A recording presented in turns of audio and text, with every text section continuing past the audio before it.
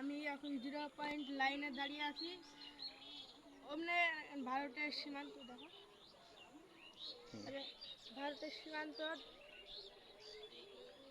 Hello guys, দেখেন আমরা ভারতের জমিতে আছি। আর দেখেন ভারতের এদিকে ইন্ডিয়া আর এদিকে বাংলাদেশ, বিডিআর লেখা আছে, বিডি বাংলাদেশ। আর দেখেন আমরা ভারতের জমিতে আছি। এটা মনে হয় ভারতের জমি। জমি। বাংলাদেশিরা তামাক বাংলাদেশের তামাক চাষ করে। আর এরা 0 পয়েন্ট এটা। আপনারা কেউ আসলে এই জায়গাটি ঘুরতে পারেন। এই জায়গাটি প্রাকৃতিক এই সৌন্দর্য জায়গায় প্রাকৃতিক সৌন্দর্যে ভরপুর। এখানে আপনারা ঘুরতে আসতে পারেন। এটা সুন্দর একটি দৃশ্য। কাথলি সাহেবদের পুষ্করণী, পুষ্করণী বলে, পুকুরই হয়। এরকম গাইজ আপনারা দেখেন সাহেবের পুষ্করণীটা।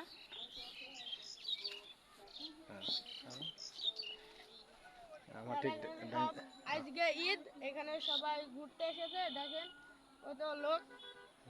আমরা এখন 0 পয়েন্ট লাইনে ভারতের জমির মধ্যে আমরা আছি। তামাক এটা ভারতের জমির ভিতরে। আর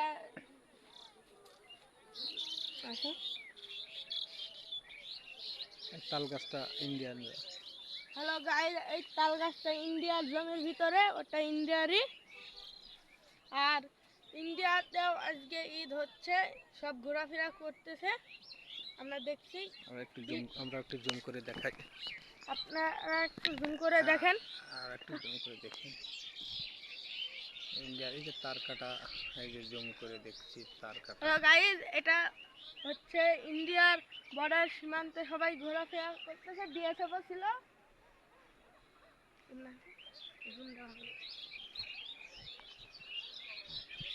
দেখো আমি আসুন গাইস, আপনারা দেখেন আমার সাথে সাথে আসেন। আর সব ইন্ডিয়ার গাড়ি ঘোড়া চলাফেরা করতেছে। আর এটাও ইন্ডিয়ার জন্য। আপনারা কেউ ঘুরতে আসলে এমনি ঘুরতে আসতে পারেন এই জায়গাতে। এটা সাহেবের পুষ্করণী বা পুকুর, কাথলি। তো ধন্যবাদ সবাইকে।